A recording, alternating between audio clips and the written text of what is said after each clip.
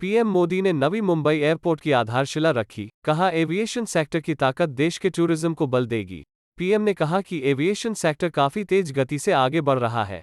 आज से 25 साल पहले पूरे हिंदुस्तान के एयरपोर्ट पर जितना ट्रैफिक था, आज उससे ज्यादा अकेले मुंबई एयरपोर्ट पर ट्रैफिक है। पीएम ने कहा कि आज नवी मुंबई में ग्रीनफील्ड एयरपोर्ट बनने जा रहा है। आजादी के बाद एविएशन सेक्टर का इतना बड़ा ग्रीनफील्ड एयरपोर्ट पहली बार हो रहा है।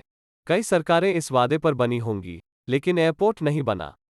कई विधायक और सांसद इस वादे के साथ ही जीत गए होंगे। पीएम ने कहा कि अटल बिहारी वाजपेयी की सरकार के समय में इस एयरपोर्ट का वादा किया गया था।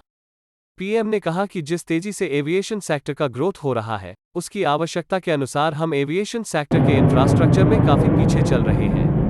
हम कई वर्षों पहले ऐसा सुनते थे कि 21वीं सदी आ रही है, लेकिन उस शब्द से आगे ही नहीं बढ़े। अगर हमने उस समय यह सोचा होता कि 21वीं सदी का एविएशन सेक्टर कैसा होगा, तो हमें इतनी दौड़ नहीं लगानी होती। आजादी के बाद किसी सरकार ने एविएशन पॉलिसी नहीं लाई। एक जमाना था जब अटल जी की सरकार थी, हवाई जहाज पर राजा महाराजाओं के चित्र होते थे। उस समय मैंने एविएशन मिनिस्टर से कहा कि इस पर राजा महाराजाओं के चित्र क्यों लगाए गए हैं। अब तो आपको लक्ष्मण के कार्टून में जो कॉमन मैन होता है उसकी तस्वीर लगानी चाहिए, वो हवाई जहाज में बैठता है। बाद में अटल जी की सरकार के समय शुरू भी किया गया। हमने उड़ान योजना लाई। देश में 100 से ज्यादा नए एयरपोर्ट बनाना या पुराने पड़े एयरपोर्ट को ठीक करना और कार्यरत करने की दिशा में हम काम कर रहे हैं।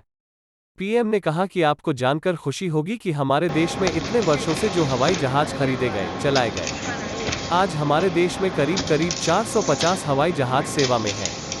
आज़ादी से अब तक हम 450 तक पहुंचे हैं।